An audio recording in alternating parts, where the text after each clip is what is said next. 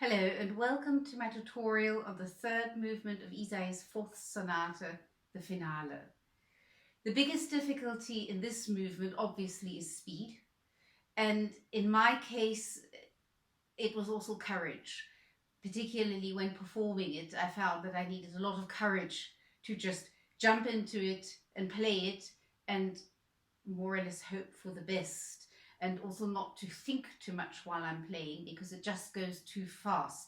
One has to rely on playing a lot of it instinctively after one has of course practiced it slowly, obviously, but I found that it took me a lot of guts to play it, and when I tried to control too much, actually things started going wrong far more frequently than if I just played it instinctively and trusted into me being able to do it, and of course hoping that I don't fly out badly somewhere. So I found this very challenging as far as guts are concerned. The practicing of it I didn't find as challenging as the practicing of the second movement, although the technical difficulties are huge challenges, no doubt about that. But they are mostly left-hand challenges, virtuoso type of challenges, which are less strenuous on the brain and also to a certain extent less strenuous on the hand. So I didn't find the practicing of it so strenuous, but like I said, it was a matter of guts and courage playing it, performing it. So that was for me the biggest challenge in this piece. What I love about this movement is that the motif of the second movement comes all over the place, sometimes hidden and sometimes not so hidden. And that is, of course, really fascinating.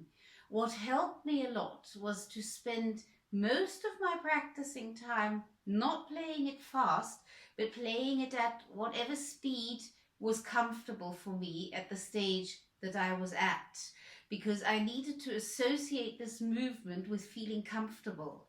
And if I pushed myself for speed too much, I didn't feel comfortable. And I needed to make the connection between this movement and playing the violin comfortably. So I found playing it at a comfortable speed, very relaxed, concentrating on the quality of sound, I found that most helpful, because another challenge in this movement is sound quality. Again, because it goes so fast, so it's rather difficult to actually make a good sound with every note. So working at sound quality seemed to organize all my muscles a lot better than pushing for speed. So I spent a lot of time just practicing it at a comfortable speed, concentrating on being relaxed, comfortable, and sound quality.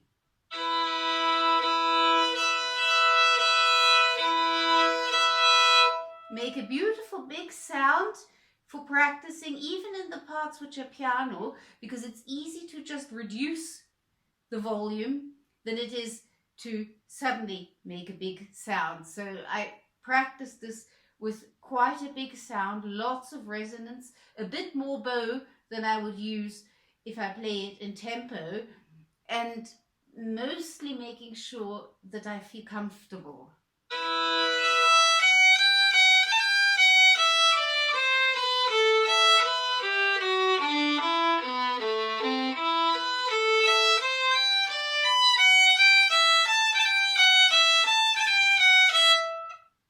Here, the motif of the second movement comes for the first time. Remember, the motif was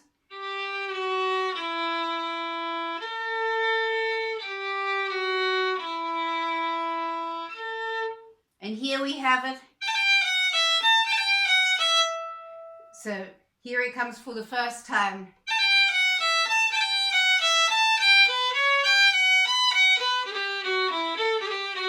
He brings it again an octave lower. For these trills, I found two things helpful. One thing which helped me was to practice double trills. That's exaggerated practicing. I'm making it twice as difficult for myself, and I'm training the fast reflexes.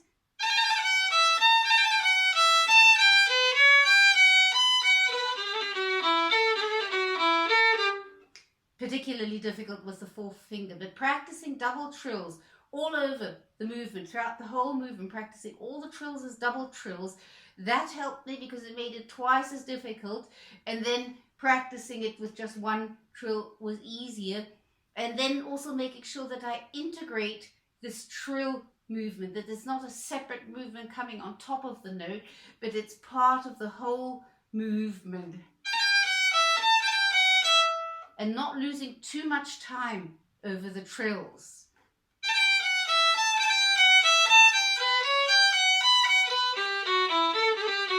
Sometimes they don't come off. That's always annoying when one's performing it.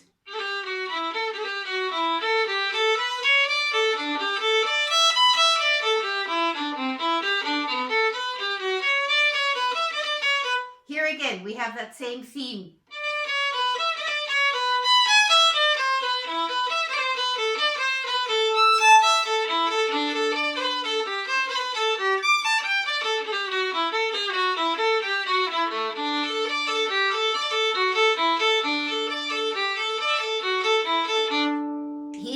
Motif in major.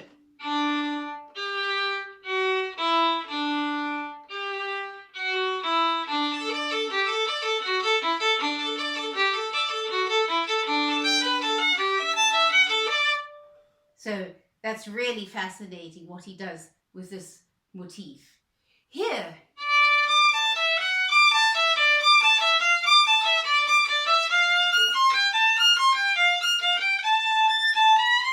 I use third finger.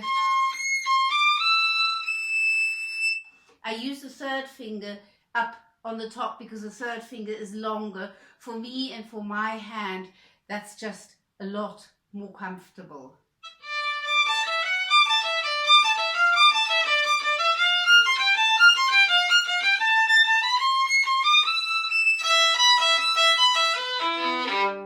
I find that a lot more comfortable. I don't have to go around with my hand quite as much, so that will be my fingering suggestion for you. Now for that bit starting bar 13 where we have these runs, I found it helpful when practicing to practice them slowly and actually lift my fingers quite high and let them fall on the strings.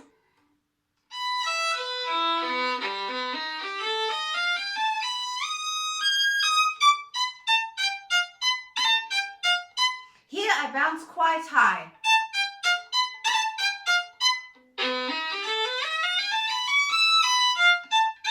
Here I use a bit more bow because I'm quite high up on the A and D string, and for sound it's better to use a bit more bow. Keep the bow on the string a little longer.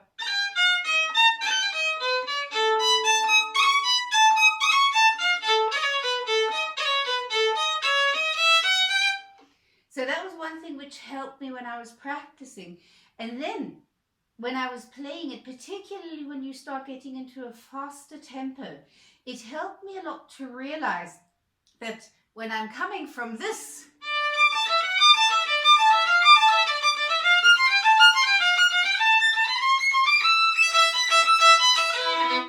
I'm coming from a fast movement in my bow arm, and that reduces to a very slow movement in the bow arm as soon as I have the slurs.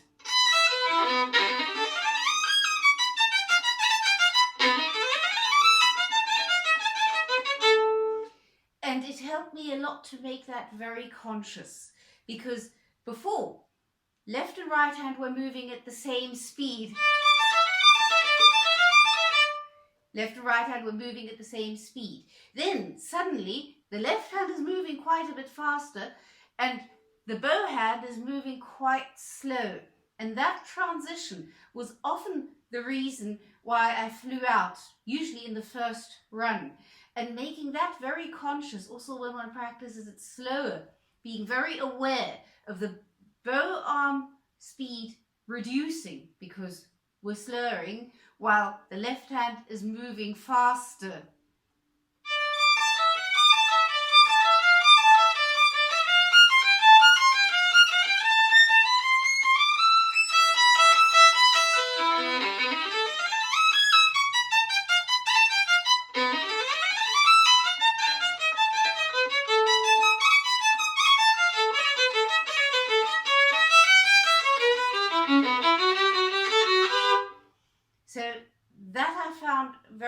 helpful besides the usual practicing methods like practicing in dotted rhythms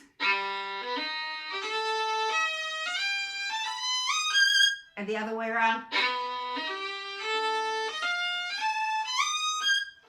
All that sort of thing, the usual practicing methods, I use those for those runs because they are quite uncomfortable, and also at first I found them rather difficult to learn the notes of.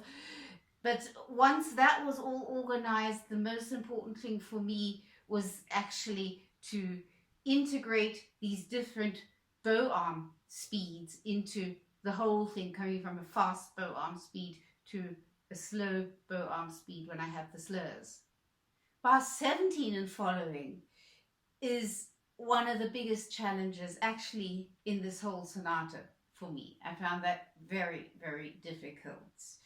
It's also one of my favorite bits. I love this part, but I found it very, very difficult, not just for the left hand, but also for sound quality.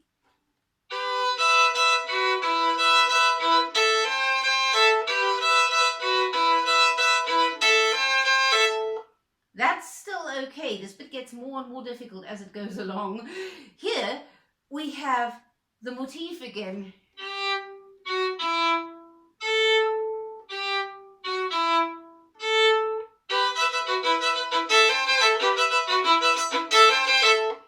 So ideally, of course, it's quite good to put a bit more sound on the notes of the motif.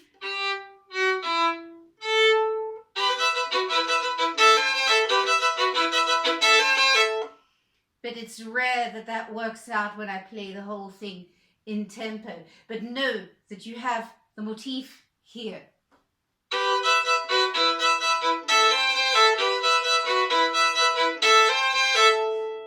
And now this next bit I found rather difficult with coordination.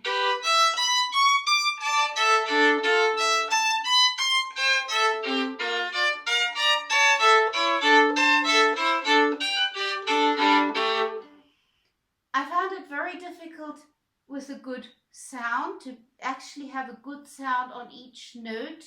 I keep my bow on the string quite a long time, so I don't bounce very high. I do a very broad spiccato. These fifths are often difficult.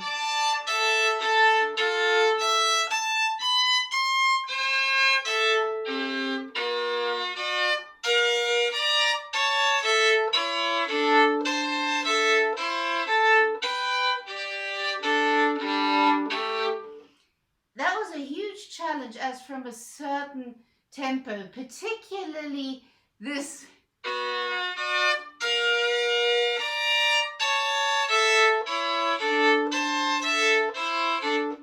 Which is actually not such a problem in the slow speed, but somehow coming out of this whole bit in tempo, I found that very difficult.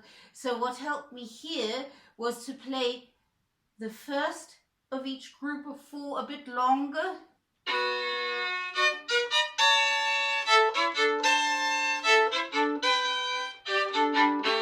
And do that a few times. Then the second of each group of four.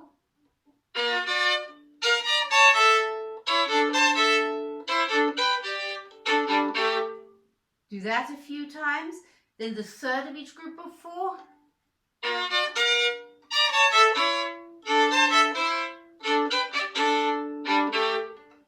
And then the fourth of each group of four.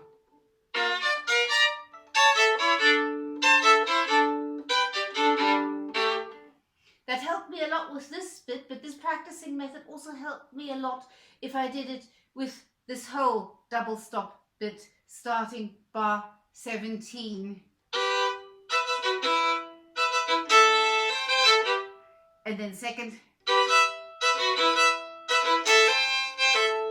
And then on the third note.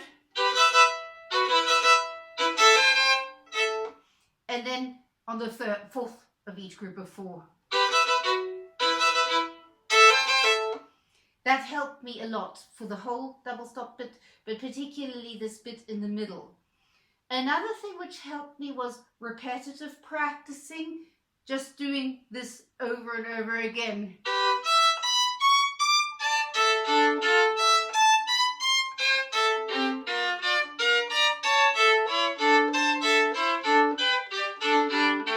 And again.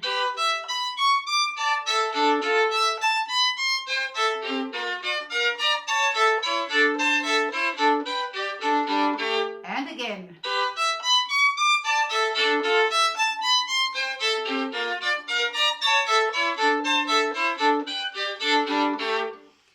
By repeating that over and over and over and over again, it became a little bit automatic, and that helped me a lot, because that was really one of the bits where I regularly flew out. I still often fly out in this bit, but it's no longer a given that I fly out. I sometimes don't fly out, so I consider that tremendous progress. The next part, in bar 20 and following, I find even more difficult. Like I said, it gets more and more difficult as this bit goes along.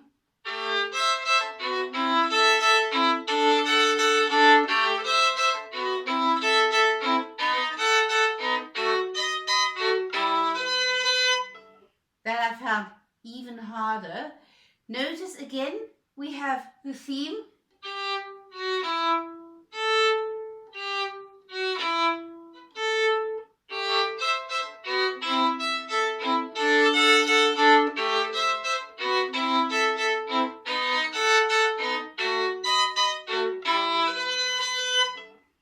So if you can, bring that out, play those notes a little bit louder.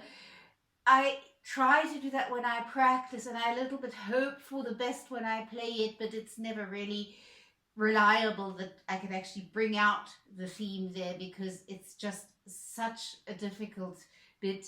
Again, it helped me to practice it, playing first the first note of each group of 4 longer, then the second note of each group of 4 longer, then the third note of each group of 4 longer, and then the fourth note of each group of 4 longer. That practicing method helps with this whole bit.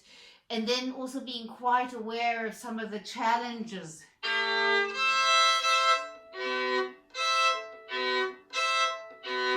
The second finger has to move diagonally and hit the fifth, and it has to be able to do that fast. So it helped me a lot to do,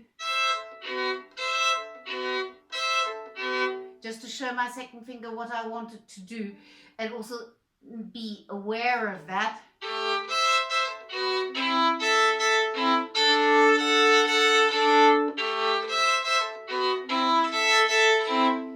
And this I found very hard because they're quite big chords.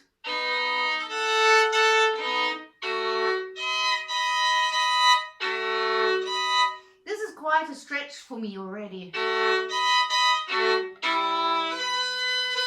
And hitting this octave in tune was also very challenging, so I practiced this a lot.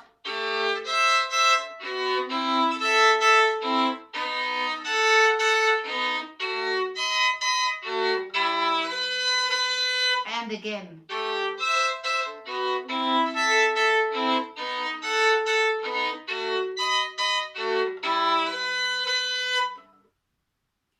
Another thing which is very helpful, particularly in this bit, which, like I said, is probably one of the most challenging bits in this piece, if not the most challenging bit in this piece, because I'm down in first and half position. I don't have any big shifts.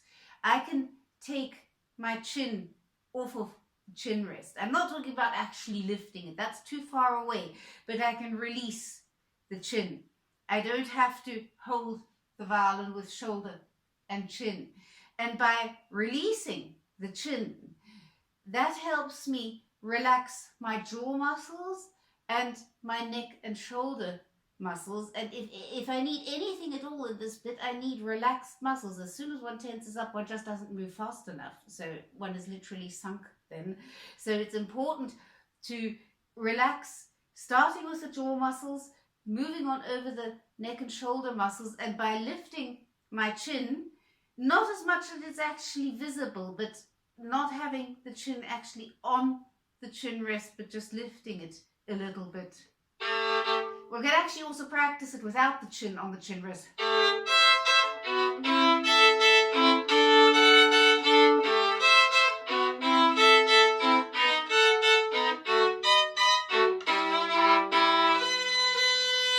Very difficult with intonation, never really got it secure.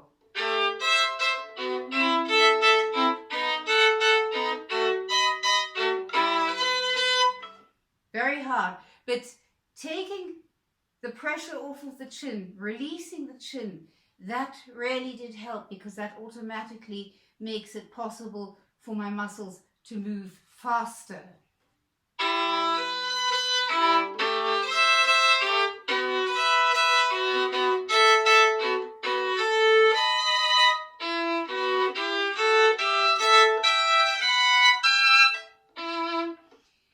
This bit I also found very helpful to play with the bow on the string a long time, very, very broad spiccato. And also before, when you have the slurs, use quite a bit of bow.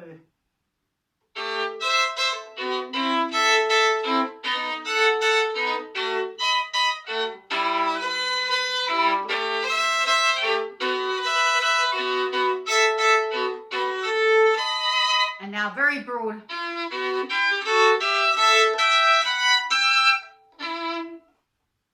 Also, I had to continuously remind myself to take weight off of the high strings, to not come onto the A and E string with too much force, because that doesn't sound good.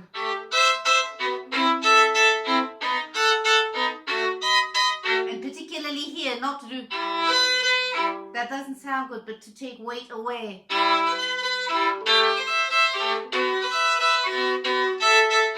Rather put more sound on the G and D string.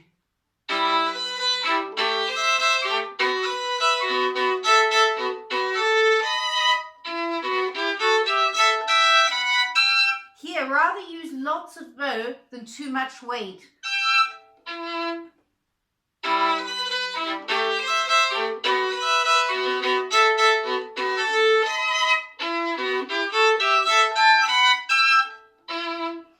Because that actually helps with the sound quality.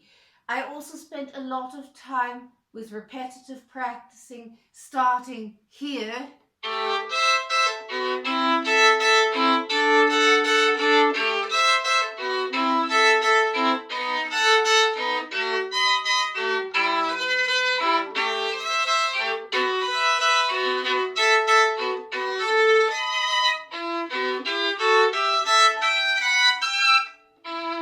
And again.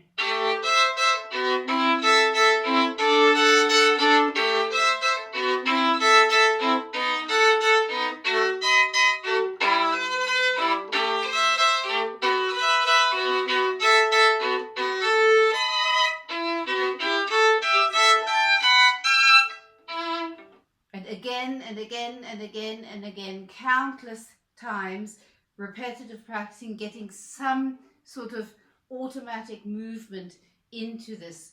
With repetitive practicing, it is very important not to just mindlessly repeat. If you notice that your brain is starting to wander and you're starting to think about other things, that's not helpful. Repetitive practicing has to be done with a very high level of concentration for it to be effective. You need to concentrate very carefully on what you're doing, and with each repeat, make it quite clear what you want to improve. Each repeat has to be better than the one before, otherwise it's pointless. So make it quite clear what you need to improve. So for example, if I'm practicing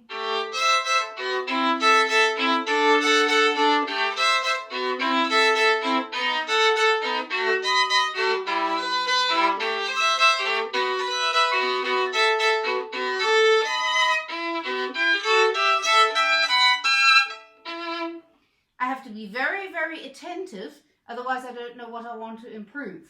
In this case, what I want to improve is I want to bring out the theme a little bit more. I want a little bit more sound on the G and D string. And at this end one, this one, it didn't sound very good. I want that to sound better. So when I do this again, that's my task. I want those things to improve. So there again, I have to be very attentive so that I notice it.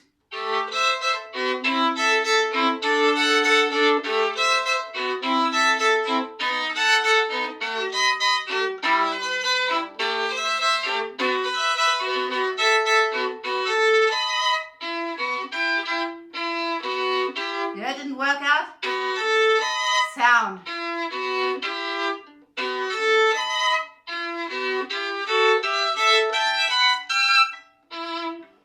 So the more attentive you are on repetitive practicing, the more benefit you will get.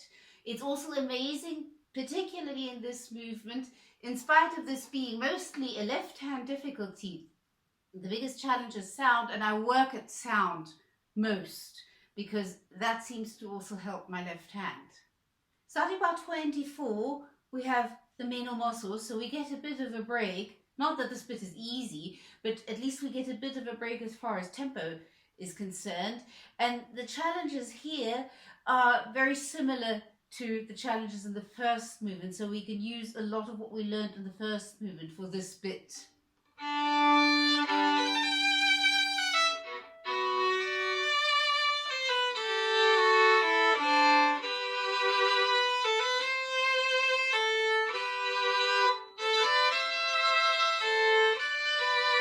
That I found quite difficult, so I spent a lot of time just practicing this.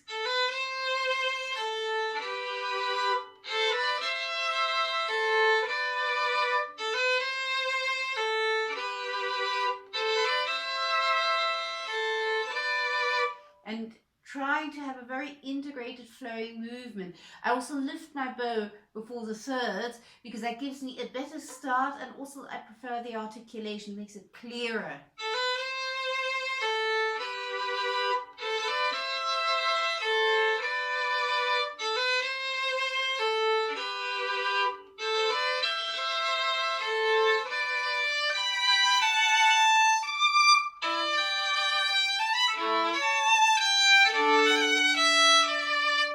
And now, make sure you have correct voice leading.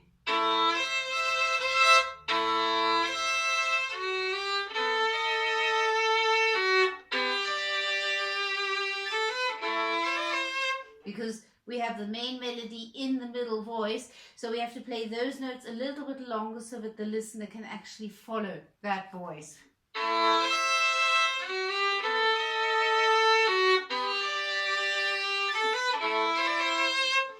And he's bringing the theme of the first movement.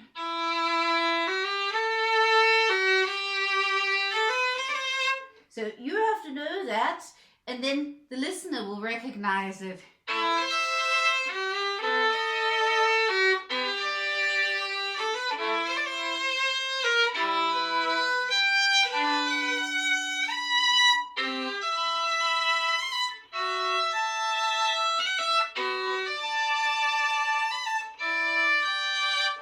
That I found quite challenging with these fifths and fourths on the A and E string, so I spent a lot of time practicing it slowly.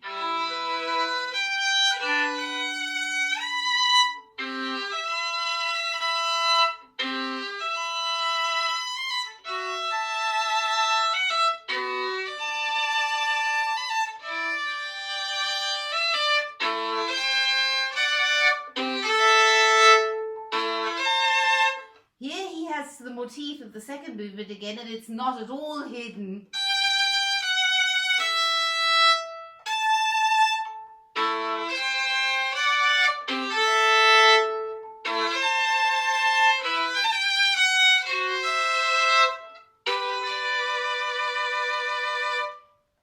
The second time he brings it, he has.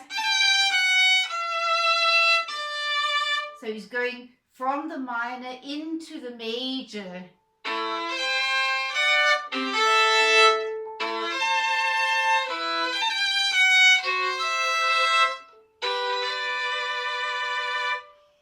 That G major chord for me is a huge stretch and very difficult to get reliably in tune. What helped me was to put the first finger into third position securely onto the D first, and then to reach up and actually play the G with the fourth finger as a harmonic.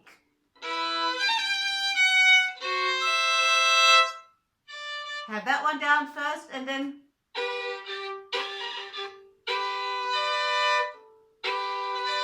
lift it again so that I have this third. So I'm changing my hand position in the chord. This is one of the difficulties I mentioned right in the beginning of the tutorial, the first movement, that some things in here are difficult for me because I have small hands. So this difficulty might not even apply to you, depending on your size and shape of hands. But I found it very helpful to first establish third position, then reach up for G and B, and then back down again to the D.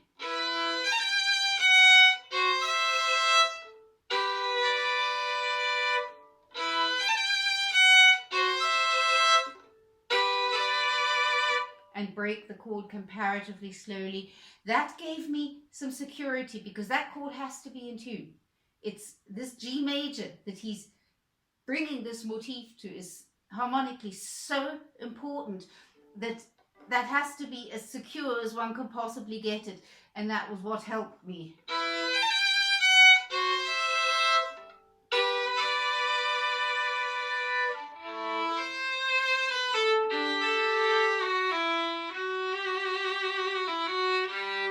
And now we have the motif again.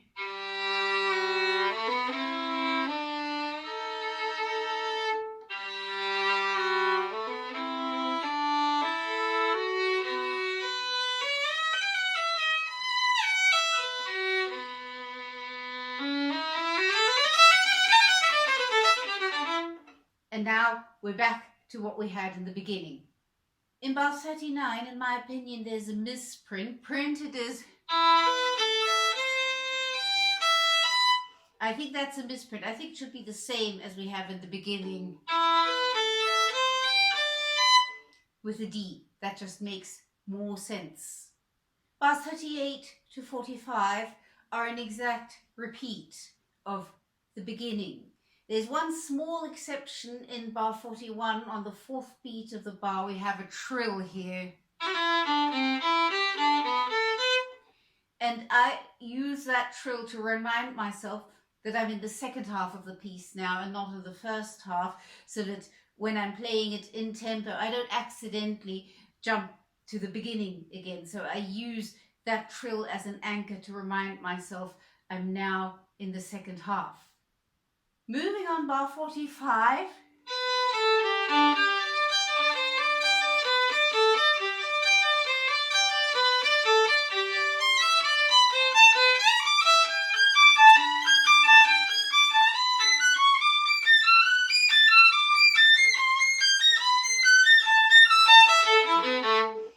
This is another bit that for me belongs to the most difficult bits of the whole sonata.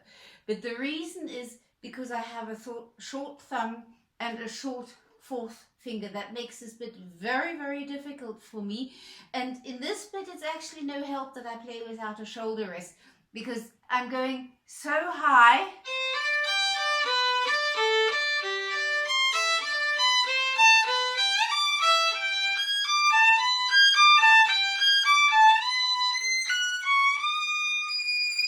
To be able to reach with the D with my fourth finger, I have to bring my hand and elbow over to the right so much that my thumb can't support the violin.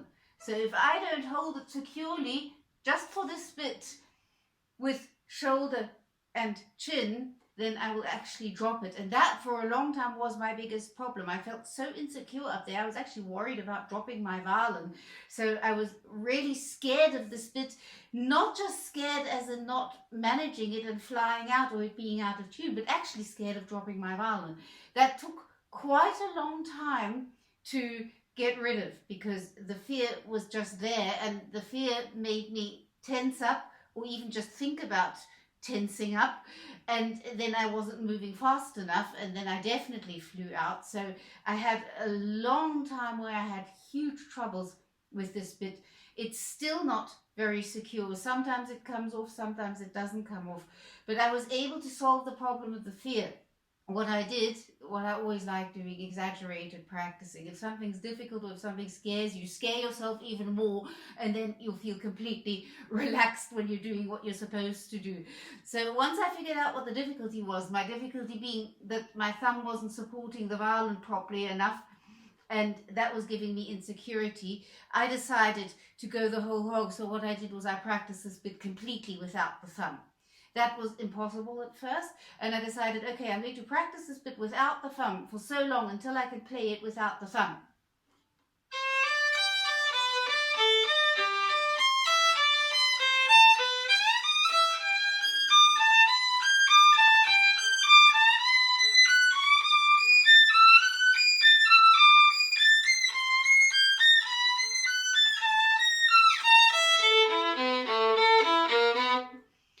Obviously, of course, I have to hold the violin here, not actually cramping, but lifting the shoulder and then resting my head, not pressing my head, resting my head on the chin rest so that I'm completely free here to be able to play this without the thumb. And as soon as I'm back down in a lower position, I drop my shoulder again. So what I do is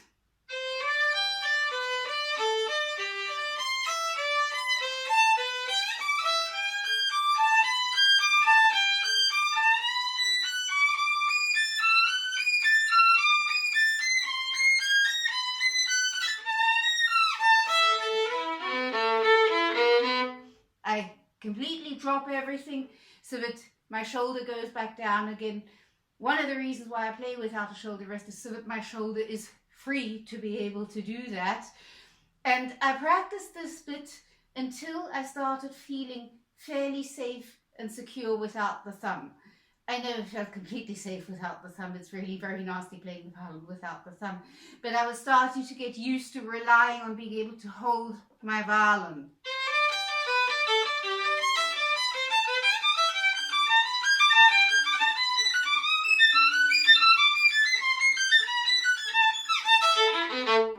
And because I wasn't playing with the thumb, my hand was further over and my fourth finger could reach easily. There was no tension in my hand. Before, what I was doing is I was trying to keep my thumb in a position where it could support the violin well, and that led to my hand being in a very uncomfortable position. So playing without the thumb made the hand more comfortable. And then what I did when I played with the thumb again, I just made sure that I brought my hand over as far as possible.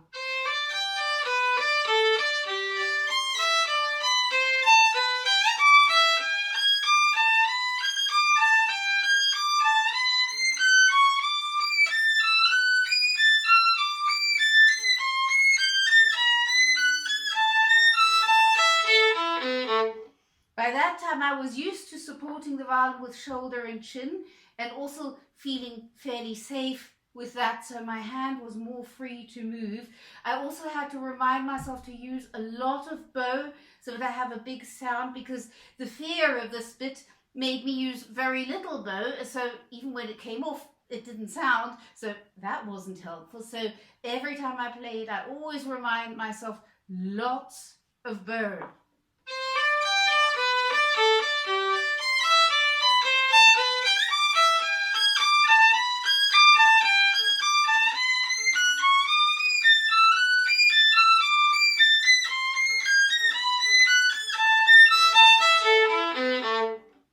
Also important is I bring my hand over when I'm on the G octave already, before I need my hand to be over, so that I can then do the remaining shifts in one hand position.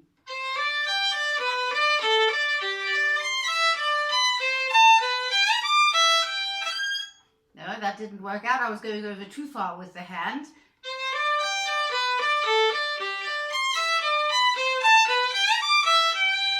Normal hand position for the G octave. Bring the hand.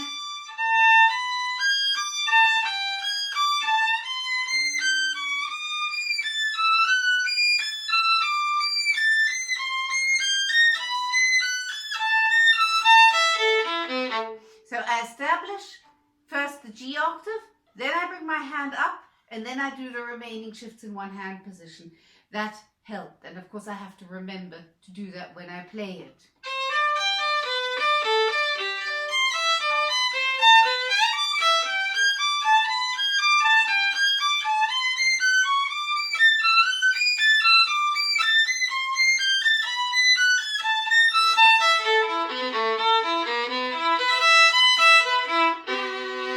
And then of course also remember to drop the shoulder again when I don't need to support the violin with the shoulder, so that my shoulder is nice and free. This bit is still a bit of a hit and miss with me. Sometimes I'm lucky and it comes off, and sometimes I'm not lucky and something happens. It's just very challenging for people with small hands. So these things which help me might be useful for you if you also have the problem of a short thumb and small hands. People who have a long thumb and a longer fourth finger will have much less problems with this bit, and all these practicing methods that I mentioned will not be needed. So I just wanted to share with you how I sort of solved the problem, but it just remains very difficult for me. Bar 51, the key changes from E minor to E major, so it's sort of as if the sun's coming out, and the sonata ends with a happy end, very positive, unusually positive for Ysaye. It's rare that he's that joyous and that bright. And he writes più animato ma poco, and that means a bit faster, but only a little. And how much faster I personally play this depends entirely on the level of courage I have at that moment, because there's quite a few difficulties coming and I don't want to fly out right before the end if I can possibly help it. So very often I don't actually take it that much faster, really only just a little bit. It's nice if I can take it a little bit faster because it does bring out this joyousness a lot, but in my case it certainly takes guts. So much for the playing it faster. I need to make sure that I can actually get through it. So that just depends on how courageous I am at that moment.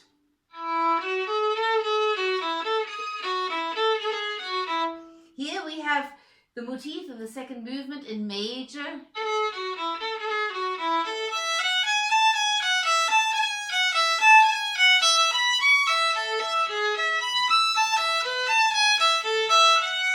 Take a bit of time over that F sharp.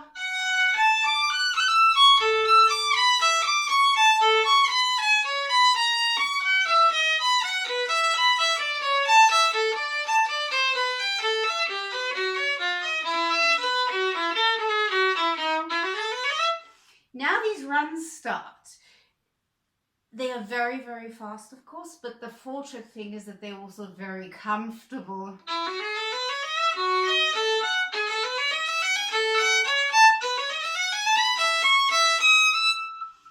When practicing them, it helps me to actually have my fingers come from quite far above, dropping them, and then they fall and lift back up again, unlike what one would actually think to stay close to the strings, but that always somehow lacked in precision in my case. So for me it was easier to practice like this.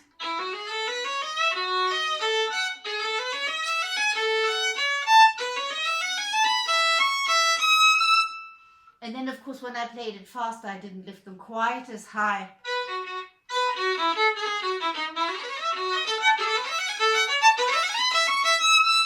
But they were more or less precise. So practicing them slowly with very high fingers, dropping them onto the string, that helped me.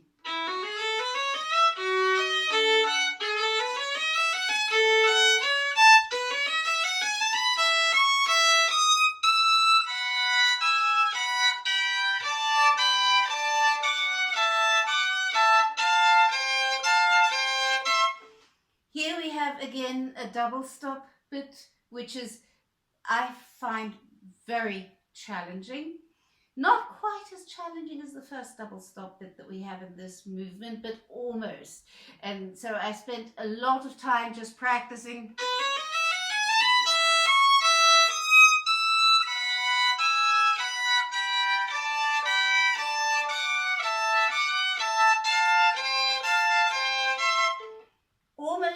recherché, because when I play it in tempo, I want a very broad spiccato. I don't want that. I don't think sounds so good. I want lots of sound there so one can actually hear the harmonies.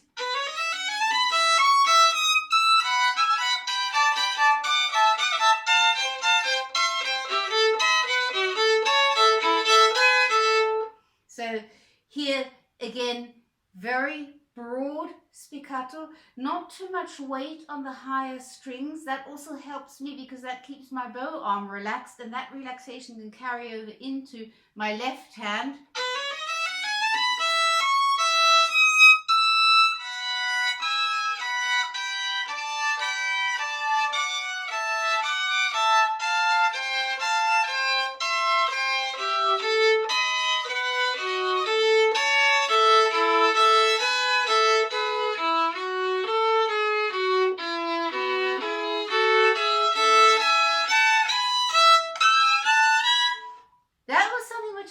Very challenging hitting that one.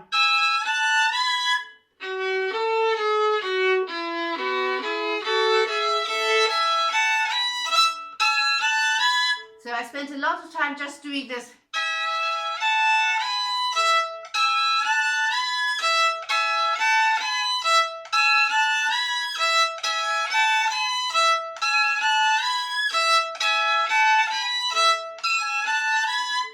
And then starting a few notes earlier.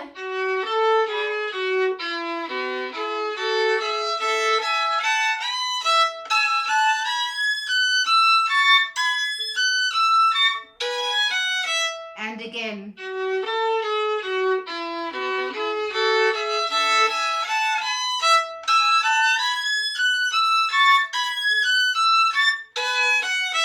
So this was another bit where I did a lot of repetitive practicing, but also practicing with rhythmical variations, dotted rhythms, stopping on the first of each group of four, second of each group of four, third of each group of four, and fourth of each group of four. All those practicing methods helped me a lot in this bit as well. Lots of repetitive practicing, so one just gets used to integrating the movement and gets a certain amount of automatic movement going. Again, remember, with repetitive practicing you have to be very attentive for it to be effective, and all of that really helped me with this bit, but it's still one of the most challenging bits. Sometimes it works out, sometimes it doesn't. I never got it to be 100% reliable. Moving on, bar 61. Now we have our motif of the second movement, and which comes throughout this whole third movement in major, and he brings it again and again and again, like he's obsessed with this motif. Now coming positive and joyous in major. So this also shows us how important this motif is for this sonata.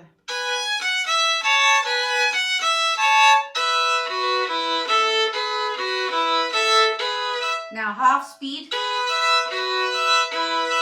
Motif comes in half speed, not the 16th notes half speed.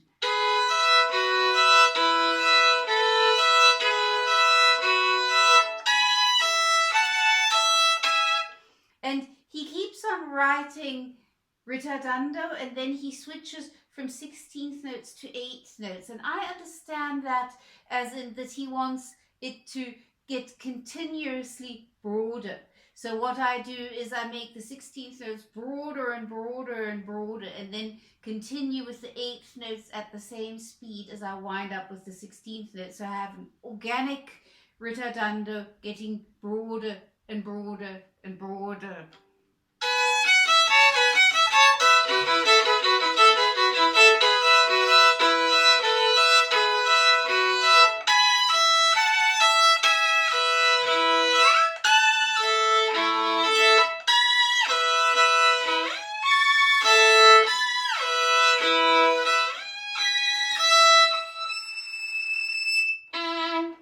So that's how I interpret the ritardando at the end. A couple of things help me with the security of these large shifts.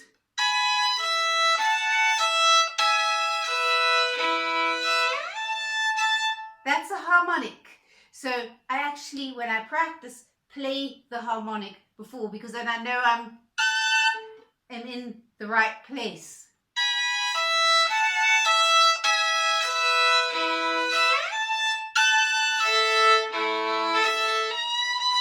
And then when I practice, play the B on its own first, because that gives me one chance to correct. So that gives me a bit of security.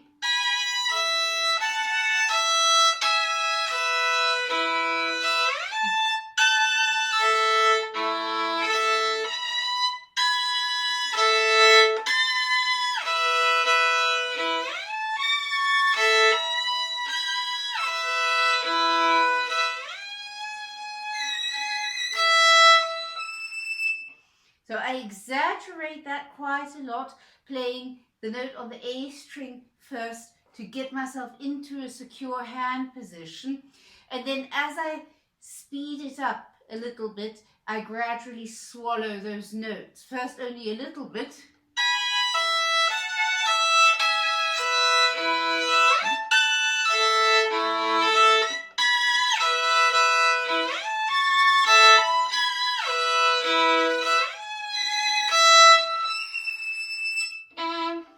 And then I swallow them more or less completely, although in this bit it doesn't bother so much if they're there because they fit harmonically, but I more or less swallow them completely.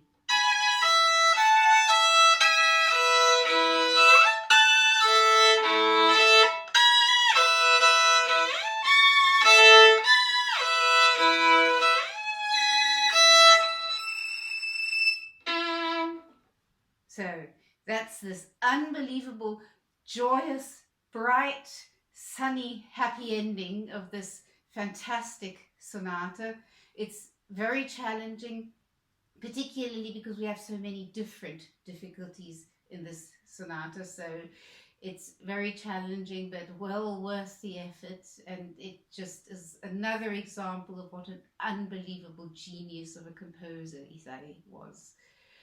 I hope you enjoyed these tutorials, and I hope you can find some useful things for your own playing. And as always, of course, let me know if you have any questions, and also I would be very grateful for any suggestions you have, because I'm still working at these pieces. One's never finished with working at them. They're so challenging, and one also keeps on discovering something new. So one's never finished with learning them. And yeah, I hope you enjoyed this tutorial, and happy practicing to everyone.